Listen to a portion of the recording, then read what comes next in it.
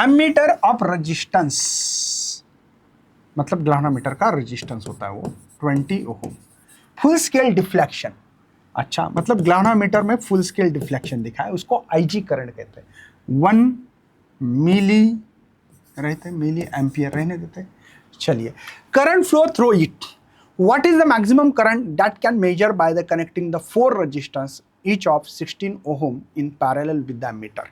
मतलब बच्चों हमारे पास ये एमीटर का रेजिस्टेंस, इसका मतलब ये ऐसा कुछ लग रहा है मुझे, देखो ये ग्लावनोमीटर होगा, ग्लावनोमीटर का रेजिस्टेंस है बेटा ये, और इसमें से जो आईजी करंट है बेटा वो है 1 मिली एम्पियर, और ये सेंड रेजिस्टेंस होगा ऐसा कुछ, जो कि मुझे यहाँ पे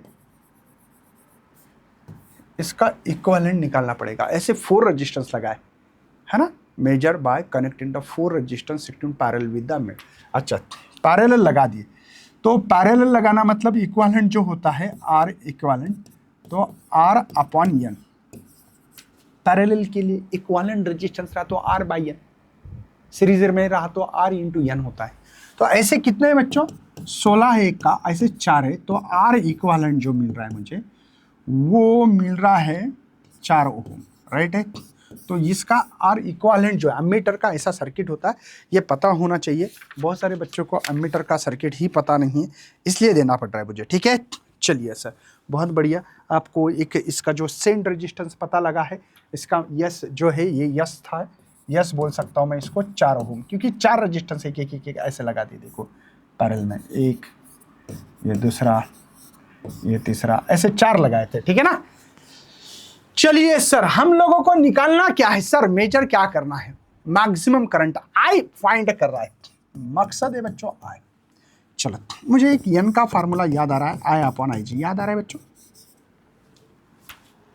यहां से सबसे ज्यादा करंट फ्लो होता है, यह आई एस वाला है, यह टोटल आई करंट अंदर आ रहा है। तो किसी ने बताया कि ग्लावनोमीटर से कितना करंट जा रहा है, तो ये I N times of I G होता है, पता है आपको, I is equal to N times of the I G. बात समझ में आ रही है, ओके ऐसा। तो एन क्या होगा, आई अपॉन, लेकिन इसका यस रेजिस्टेंस का अगर फार्मूला डालो तो ऐसे भी लिखते हैं हम लोग, शायद पता होना चाहिए, S plus G divide by yes.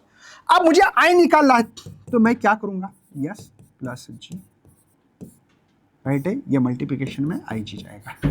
तो मुझे आई करंट निकालना है, यस से मेरे पास 4, जी 20 से देख सकते हैं, यहाँ पे मैंने लिखा है, ये भी 4 है बच्चों, और आई जी 1 मिली एम्पियर, तो 1 रहने देते, 1 ये 1 है ना, चलिए ये 1 है, ठीक है, अब दिख रहा है आई, ये होगा बच्चों 24 है ना, डिवाइड बाय, तो ये होगा 6 मिली एम्पियर। मतलब बच्चों इस सर्किट में टोटल करंट जो है वो 6 मिली एम्पियर इस एमीटर मेजर कर पा रहा है, ऐसे भी बोल सकते हैं, ठीक है।